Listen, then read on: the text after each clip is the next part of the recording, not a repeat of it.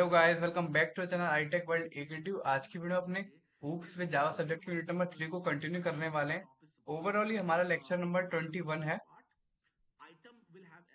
And आज का जो टॉपिक है वो काफी इंपॉर्टेंट है। आज हम पढ़ेंगे सबसे पहले टाइप एनोटेशंस क्या होता है, उसके बाद रिपीटिंग एनोटेशन, बेसिकली एनोटेशंस के अंडर आते हैं दोनों टॉपिक। उसके बाद जो इम्पोर्टेंट टॉपिक है वो हमारा जावा मॉड्यूल सिस्टम। सबसे पहले हम कवर करते हैं एनोटेशंस। सो एनोटेशन में मेन जो टॉपिक वो हमें पढ़ना है वो टाइप एनोटेशंस पढ़ना है, लेकिन जब तक हमें एनोटेशंस नहीं पता होगा क्या होता है तब तक हम टाइप एनोटेशंस को भी नहीं समझ पाएंगे। मोस्ट प्रोबेबली ये जो क्वेश्चन है 2 मार्क्स में आएगा, टाइप एनोटेशन या फिर रिपीटिंग एनोटेशंस का।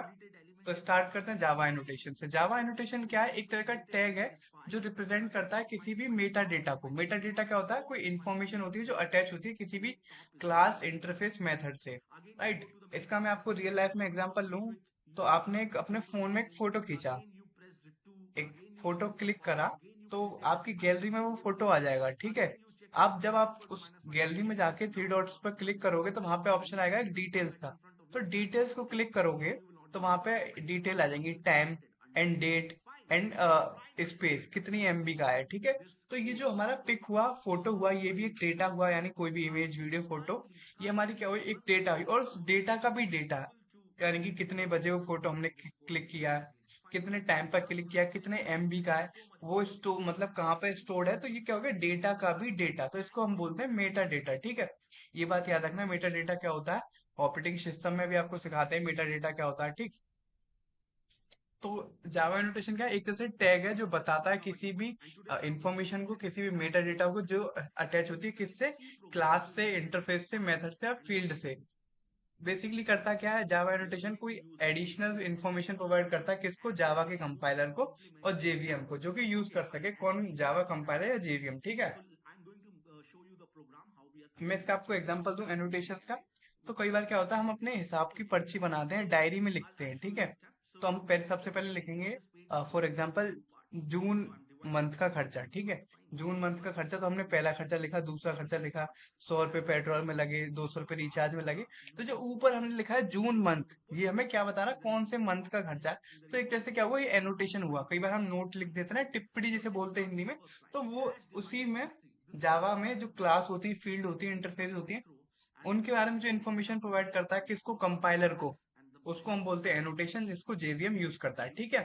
अब एनोटेशन क्या होता है? जावा कोड का कोई पार्ट नहीं होता, उसको कंपाइल नहीं करते, बट वो आपको अलाउ करता है क्या? उस कोड के बारे में इंफॉर्मेशन प्रोवाइड कर सकते हैं किसको? सोर्स कोड को, ठीक है। ये जो एनोटेशन का कॉन्सेप्ट है ये जेडीके 5 जावा डेवलपमेंट किट 5 में ऐड हुआ था। और इसका कोड के ऑपरेशन पर कोई डायरेक्ट इफेक्ट नहीं होता और कोड के एग्जीक्यूशन को भी कोई इफेक्ट नहीं करते, ठीक है। एक तरह से सप्लीमेंटल इन्फॉर्मेशन प्रोवाइड करता है, सप्लीमेंट्री एक्स्ट्रा इन्फॉर्मेशन प्रोवाइड करती है किसकी? प्रोग्राम की, ठीक है।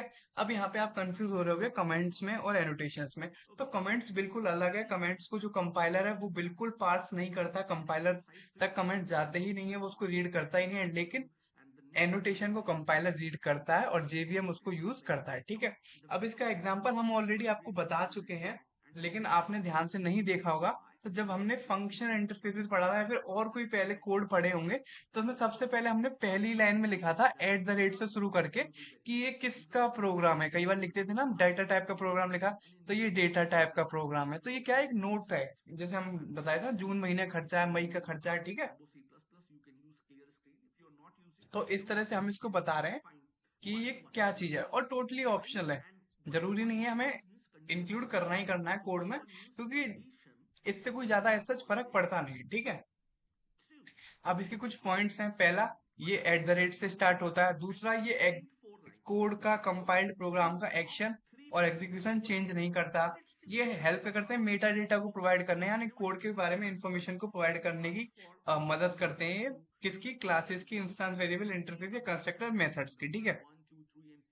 और we can not, important point है 2 मार्क्स में, we can not consider annotation as pure comment. Annotation जो होते हैं वो प्योर कमेंट नहीं होते, क्योंकि मैंने आपको बता दिया as they can change the way the compiler treats a program, right. Annotation and pure comments में काफी फर्क होता है, ठीक। अभी इसका एक एग्जाम्पल है। एग्जाम्पल अगर 7 मार्क्स में क्वेश्चन आएगा तो ही आपको लिखना है, बट इसके चांसेस कम है क्योंकि ये टॉपिक में नहीं है। मेन टॉपिक हमारा क्या है, type annotation and repeating annotation. तो हमें कोड में, पूरे कोड में सिर्फ ये देखना है कि हमने एनोटेशंस कहाँ यूज करी है। यहाँ पे हमने एनोटेशंस यूज करी है ओवरराइड की। कोड क्या है, आउटपुट क्या है, उससे हमारा कोई मतलब नहीं है। बस मैं आपको दिखाना क्या चाह रहा हूँ कि हमने एनोटेशंस को यूज का किया है, यहाँ पे यूज किया है, ठीक है। अब टाइप्स क्या होते हैं, बेसिकली एनोटेशंस 5 टाइप्स के होते हैं, राइट। पहला हमारा मार्कर एनोटेशंस, दूसरा सिंगल वैल्यू, तीसरा full, fourth type, fifth repeating. तो जो फोर्थ एंड फिफ्थ टाइप है ये हमारे सिलेबस के अंदर है, ठीक है। इस चीज को समझने के लिए हमने एनोटेशंस पढ़ा, एनोटेशंस होता क्या है, ठीक है। अगर 7 मार्क्स में आएगा तो आपसे, आपको बताना पड़ेगा कि एनोटेशंस क्या होता है, फिर उसके 500 टाइप लिखने पड़ेंगे, ठीक है। अब जो मेन जो हमारा टॉपिक है वो था टाइप एनोटेशन। एनोटेशन आप समझ गए तो टाइप एनोटेशन आपको इजीली समझ में आ जाएगा। बेसिकली ये टाइप एनोटेशन वहां पर एप्लीकेबल होता है, वहां पर हम लगाते हैं जहां पर हमें बताना होता है कि कोई रिटर्न टाइप आ रहा है, ठीक है। एक बार इसकी डेफिनेशन पढ़ लो। The type annotation are applicable to any place where there is a use of a type. जहां पर भी डेटा टाइप को याद होगा, फर्स्ट यूनिट में हमने पढ़े थे, इंटीजर है, फ्लोट है, ये सब क्या होते हैं, डेटा टाइप होते हैं। कैरेक्टर है, लॉन्ग है, डबल है, ये सब क्या है, डेटा टाइप है। जहां जहां डेटा टाइप रिटर्न कर रहा होगा हमारा प्रोग्राम, वहां पे हम टाइप एनोटेशन को यूज कर सकते हैं। Example, if you want to annotate the return type क्या है किसी भी मेथड का, तो वहां पे हम लिख सकते हैं किस टाइप से, eight the rate target annotation, ठीक है। ये एक इसका एग्जांपल है, ये आप इसका कोड देख लीजिए, यहाँ पे हमने यूज किया है। मेनली हमने बस यही बताया कि रिटर्न टाइप क्या है। देखो यहाँ पे हमें ये हमने यूज किया है।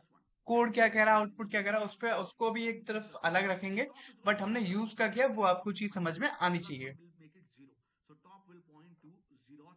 अगर ये क्वेश्चन 7 मार्क्स में आएगा तभी आप कोड करके डेमोन्स्ट्रेट करना है, कोड और आउटपुट लिख के।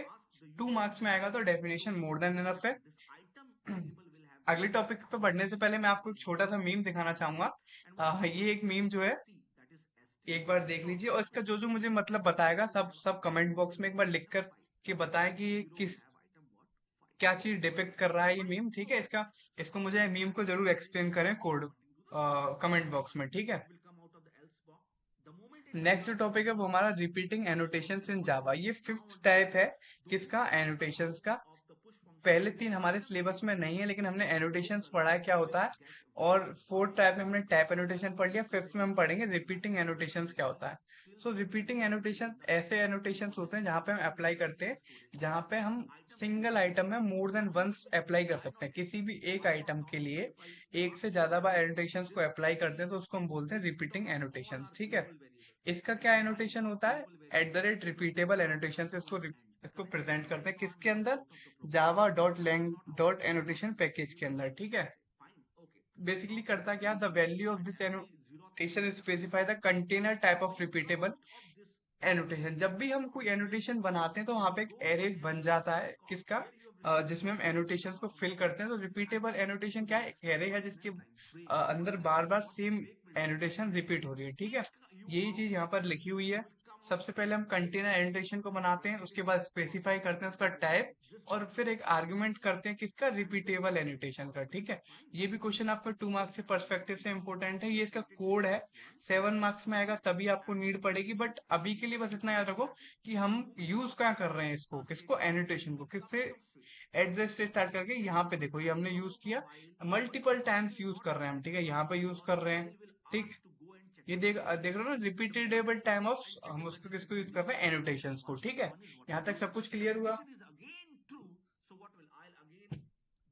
वन मोर थिंग, अगर ये क्वेश्चन 7 मार्क्स में आया तो आप जरूर एनोटेशंस क्या होते हैं वो लिखना, उसके टाइप्स भी जरूर लिखना, क्योंकि जब तक हमें एनोटेशंस ही नहीं पता होगा तब तक उसके बारे में भी नहीं लिख पाएंगे, उसके टाइप्स को भी नहीं एक्सप्लेन कर पाएंगे, ठीक। और कुछ प्री डिफाइंड स्टैंडर्ड एनोटेशंस भी होते हैं जावा के अंदर, उनके नाम मैं आपको बता दूं।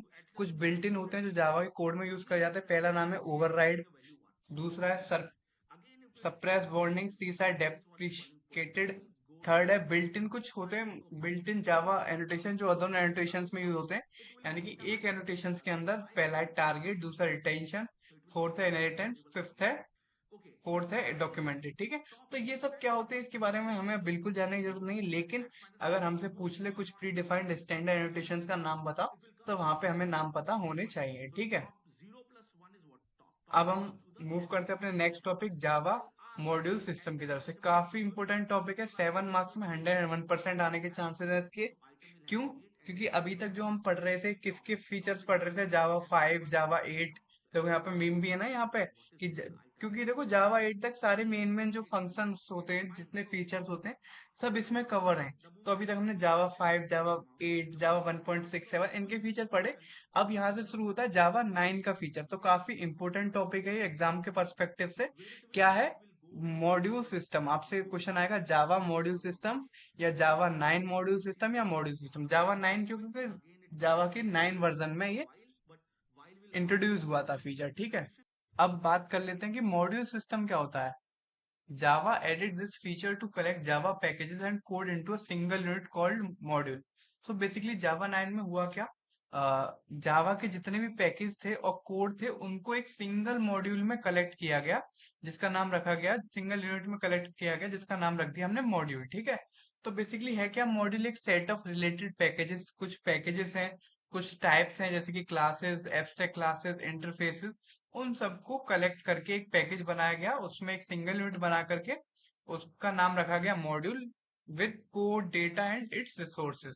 तो होता क्या, हम बहुत बड़ा एक ऐप बना रहे हैं तो उसमें एक बैक एंड होगा, एक फ्रंट एंड होगा, फिर बैक एंड में डेटाबेस होगा, सिस्टम ऐड होगा, फिर फ्रंट एंड में एडमिन का इंटरफेस होगा, यूजर का इंटरफेस होगा, स्टूडेंट का, लेक्चर का।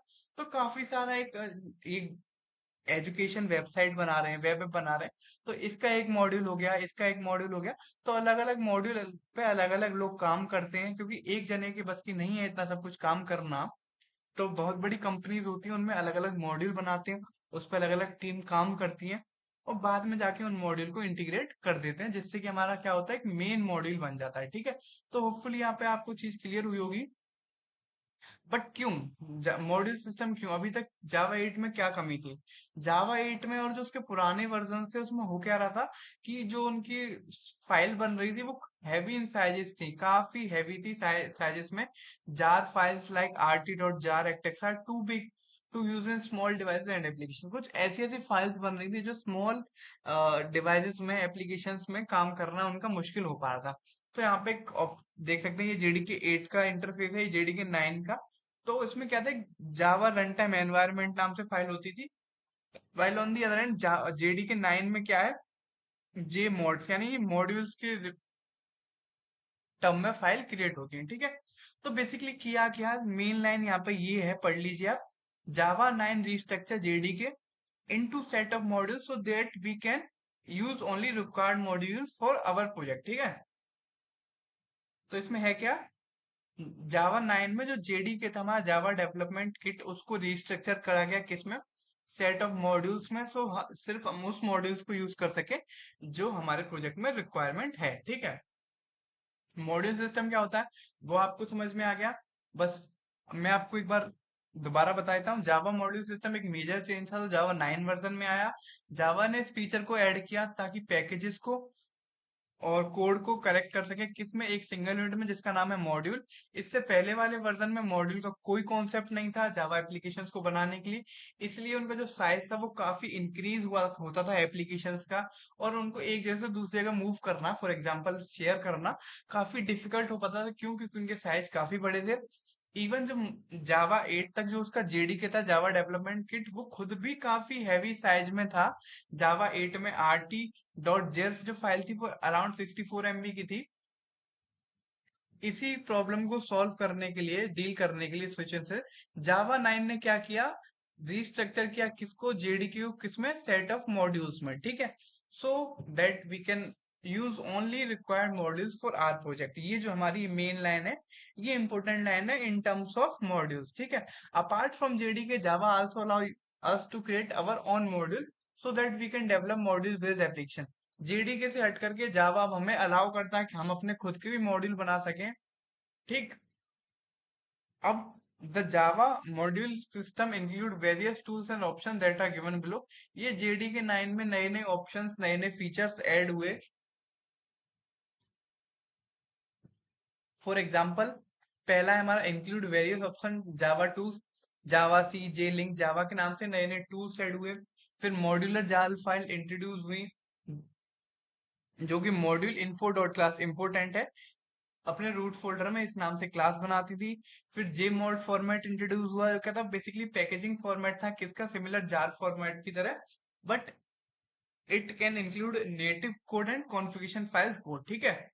और जेडीके जेआरई दोनों को रिकंस्ट्रक्टेड किया गया था एकोमोडेट मॉड्यूल्स को अकोमोडेट करने के लिए, ताकि इनकी परफॉर्मेंस, सिक्योरिटी, मेंटेनेबिलिटी को बढ़ा सकें, ठीक है। और जावा ने एक नई यूआरआई स्कीम भी बनाई, किसके लिए, मॉड्यूल्स के नेम के लिए, क्लासेस के लिए, रिसोर्सेज के, जिसके अंडर इंपोर्टेंट पॉइंट बता रहा हूं मैं, मॉड्यूल्स का नाम है वो क्या था, यूनिक होता था, ठीक है। मॉड्यूल्स का नाम है यूनिक, ठीक। अलग अलग मॉड्यूल्स का अलग अलग नाम, ठीक है। अब जावा ने जेडीके को मॉड्यूलराइज करा कैसे, इंपोर्टेंट है, क्योंकि देखो ये वाला टॉपिक जो चल रहा है ये आपको थोड़ा सा अलग लग सकता है पिछले टॉपिक से, बट ये इंपॉर्टेंट है, क्यों, क्योंकि 7 मार्क्स में आएगा। तो सबसे पहले आपको समझ लेना है मॉड्यूल सिस्टम क्या होता है, मॉड्यूल सिस्टम को क्यों यूज करते हैं, इन दोनों में क्या डिफरेंस होता है, जेडीके जेडीके 9 में रियल टाइम इनका कहाँ यूज होता है, ठीक है। ये पूरा हमने जितना भी आपको पढ़ा है उसका बिल्कुल समरी थी। फिर कुछ नए टूल्स एंड ऑप्शंस वो ऐड हुए, कौन सा, जावा सी, जावा लिंक नाम से। फिर मॉड्यूलर जार फाइल्स इंट्रोड्यूस हुए, जे मॉड इंट्रोड्यूस हुआ है, जेडीके जेआरई दोनों रिकंस्ट्रक्टेड हुए हैं, और यूआई स्कीम भी बनी है, किसके लिए, नेम के लिए। अब आते हैं हम जावा 9 मॉड्यूलर जेडीके। तो ये जो आप तार से बिछे हुए देख रहे हो इतने सारे, ये आपके क्या है, ये जेडीके 9 है, ठीक है। बिल्कुल कंफ्यूज नहीं होना आपको, बिल्कुल इन सब के नाम याद बिल्कुल आपको नहीं रखने, बिल्कुल टेंशन मत लो, ठीक है। बट जेडीके दिखता कैसा आपको पता होना चाहिए। This is how JDK now looks like, on the bottom we have Java dot base. Important point ये याद रखना, सबसे नीचे हमारे पास जावा डॉट बेस होते हैं। ये ही वो मॉड्यूल होता है जो दूसरे मॉड्यूल को इम्प्लिसिटली या एक्सप्लिसिटली, एक्सप्लिसिटली मतलब प्रोग्रामर के द्वारा, इम्प्लिसिटली मतलब जो अपने आप उनको डिपेंड करता है, ठीक है। यहाँ पे आप देख सकते हैं कोई भी साइकिल नहीं है, तो एक दूसरे पे सर्कुलर डिपेंडेंसी भी अलाउड नहीं है, ठीक है। मेन पॉइंट ये, सबसे नीचे क्या रहता है आपका, जावा डॉट बेस, ठीक है। अब बात करते हैं जावा 9 मॉड्यूल की मेन। अब तक आप ये समझ गए होंगे मॉड्यूल क्या होता है। मॉड्यूल एक कलेक्शन होता है किसका, जावा के प्रोग्राम्स या सॉफ्टवेयर का। और इसको डिस्क्राइब करने के लिए मॉड्यूल इन्फो डॉट जावा नाम से एक फाइल बनती है। इस फाइल को हम क्या बोलते हैं, इंपोर्टेंट है, मॉड्यूल इन्फो डॉट जावा नाम से फाइल बनती है। इस फाइल को हम बोलते हैं मॉड्यूल डिस्क्रिप्टर के नाम से। जो हमने मॉड्यूल बनाया उसके बारे में डिस्क्रिप्शन दे रहा है, क्या दे रहा है, मेटा डेटा प्रोवाइड कर रहा है। तो इसके अंदर तीन चीजें आती हैं, पहला मॉड्यूल का नाम, दूसरा ये क्या एक्सपोर्ट कर रहा है, इसको क्या चाहिए, ठीक है, module name, what does it export, what does it require, ठीक है। तो मॉड्यूल नेम क्या है, मॉड्यूल नेम नाम से ही समझ में आ रहा है, मॉड्यूल का जो नाम रखेंगे उसको हम मॉड्यूल नेम बोलते हैं। ये एक पैटर्न फॉलो करता है, क्या, रिवर्स डोमेन पैटर्न। जैसे कि हमने कोई पैकेज लिखा है, example com dot I tech world, जैसे होना चाहिए I tech world dot com, तो एक रिवर्स पैटर्न है, उसको फॉलो करके हम मॉड्यूल का नेम बना सकते हैं, ठीक है। अब नेक्स्ट पार्ट की, जावा मॉड्यूल को क्रिएट कैसे करें, इंपॉर्टेंट है, आपसे पूछेगा जावा मॉड्यूल सिस्टम, तो उसमें ये भी पूछेगा इसको क्रिएट कैसे करना है। बेसिकली 3 स्टेप्स होते हैं उसमें, हम इसको क्रिएट कर सकते हैं। पहला, डायरेक्टरी स्ट्रक्चर को क्रिएट करके, दूसरा मॉड्यूल डिक्रेटर को डिस्क्रिप्ट करके, तीसरा जावा सोर्स कोड को लिख करके, फिर उसको कंपाइल एंड रन करके। अब हम इसको आपको सब कुछ समझाते हैं। सबसे पहले स्टार्ट करते हैं क्रिएट अ डायरेक्टरी स्ट्रक्चर। देखो ये वाला क्रिएट करना थोड़ा कॉम्प्लिकेटेड हो सकता है, इसलिए ध्यान से सुनो, काफी शॉर्ट में काफी अच्छी तरीके से मैंने आपको समझाया। सबसे पहले क्या करना है, क्रिएट मॉड्यूल करने के लिए हमें रिकमेंडेड किया जाता है कि किसी भी डायरेक्टरी स्ट्रक्चर में हमें रिवर्स डोमेन पैटर्न को फॉलो करना है, राइट। तो देखो यहाँ पे हमने जावा 9 स्पेस बनाया, कॉम डॉट जावा मॉड्यूल, ये देखो रिवर्स पैटर्न को फॉलो करते हुए कॉम बनाया, उसमें एक जावा मॉड्यूल बनाया। फिर उसके अंदर एक फाइल बनाई ग्रीटिंग डॉट जावा नाम से, और मॉड्यूल इन्फो जावा क्या है हमारा, एक मॉड्यूल डिस्क्रिप्टर है, ठीक है। ये आपको चीज समझ में आ गई होगी। उसके बाद हम क्या करेंगे, एक मॉड्यूल डिस्क्रिप्टर को क्रिएट करेंगे। यहाँ पे मॉड्यूल इन्फो डॉट जावा अभी जस्ट हमने पढ़ा था, उसको क्रिएट करने का कोड क्या है, मॉड्यूल लिखो, कॉम लिखो, डॉट लिखो, जावा मॉड्यूल, फिर हमारी बॉडी। ये हमने क्या करा, मॉड्यूल डिस्क्रिप्टर को क्रिएट करा है, ठीक है। ये हमारा दूसरा स्टेप है। पहला स्टेप है हमने डायरेक्टरी स्ट्रक्चर को क्रिएट करा, ठीक है, कंफ्यूज नहीं होना है आपको बिल्कुल। ये हमारा पहला स्टेप था। तीसरा स्टेप है, हमें जावा का सोर्स कोड लिखना है, जो भी हमें रन करना है, कंपाइल करना है, उसका हमें एक सोर्स कोड लिखना है, ठीक है। तो ध्यान से पढ़ो, ये तीसरा स्टेप हो गया, ग्रीटिंग्स डॉट जावा नाम से हमने सोर्स कोड बनाया। अभी के लिए मैं इसमें सिर्फ एक क्या लिख रहा हूँ, जावा मॉड्यूल पैकेज इंक्लूड कर रहा हूँ, पब्लिक क्लास बना के, बस मैं सिंपल एक हेलो हेलो जावा वर्ल्ड का नाम से एक प्रोग्राम बना रहा हूँ। उसके बाद तो कुछ नहीं करना, इतना काम हो गया। फिर हमें इस कोड को कंपाइल करना है। कंपाइल जावा मॉड्यूल, ये सिंटेक्स है जावा 9 स्पेस जावा सी डीमोड्स, मॉड्यूल का सोर्स पाथ, मॉड्यूल का नाम जावा मॉड्यूल। फिर ये क्या होगा, कंपाइल हो जाएगा। ठीक है, देख रहे हो ना आप यहाँ पे जावा 9 स्पेस बनाया, मॉड्यूल बनाया, मोड्स। अभी जैसे ही कंपाइल होगा यहाँ पे मोड्स नाम से फोल्डर क्रिएट हो जाएगा, यानी कि हमारा मॉड्यूल क्रिएट हो चुका है। उसके बाद हमें कुछ नहीं करना, बस रन करना है। रन के लिए हमारा ये सिंटेक्स है, Java 9 space Java module class, module path mods, module com dot Java, com dot Java dot module. फिर हमें यहाँ पे फाइल का नाम लिखना है। यहाँ पे ग्रीटिंग्स लिखा हुआ है, देखो ये हमारे ग्रीटिंग्स डॉट क्लास से फाइल बनाई है। आप जिस नाम से फाइल बनाओगे उसका नाम लिखोगे। फिर आपका क्या आएगा, नेक्स्ट आउटपुट आ जाएगा। क्या आउटपुट करवाए थे हम, हेलो जावा वर्ल्ड। यहाँ पे आपका आउटपुट आ गया हेलो जावा वर्ल्ड। तो बहुत ज्यादा कंफ्यूज नहीं होना। हमने किया क्या, स्टेप्स के नाम भी याद कर लोगे तो भी आपका काम चल जाएगा। पहले हमने डायरेक्टरी स्ट्रक्चर क्रिएट किया है, दूसरा हमने मॉड्यूलर डिस्क्रिप्टर क्रिएट किया है, फिर जावा का कोई सोर्स कोड लिखा है, फिर उसको कंपाइल करा है, फिर उसको रन करा है, दैट्स इट। और अब जो है हम जावा एक्लिप्स, जावा के लिए visual studio code, code editors को यूज करते हो, ये स्टेप्स की जरूरत भी नहीं पड़ती। बट आपको पता होना चाहिए बेसिकली हम जावा मॉड्यूल को कैसे क्रिएट करेंगे, कैसे रन करेंगे, कैसे कंपाइल करेंगे। ठीक है, तो होपफुली आपको चीजें क्लियर हुई होंगी। आज के लेक्चर में सिर्फ इतना ही, बाकी जो टॉपिक्स हैं वो हम नेक्स्ट लेक्चर में कवर करेंगे। तब तक के लिए वीडियो को लाइक करना ना भूलें। कोई डाउट हो तो कमेंट बॉक्स में आप कमेंट कर सकते हैं। वीडियो को अपने दोस्तों के साथ शेयर करना बिल्कुल ना भूलें, एंड चैनल को प्लीज सब्सक्राइब करें। थैंक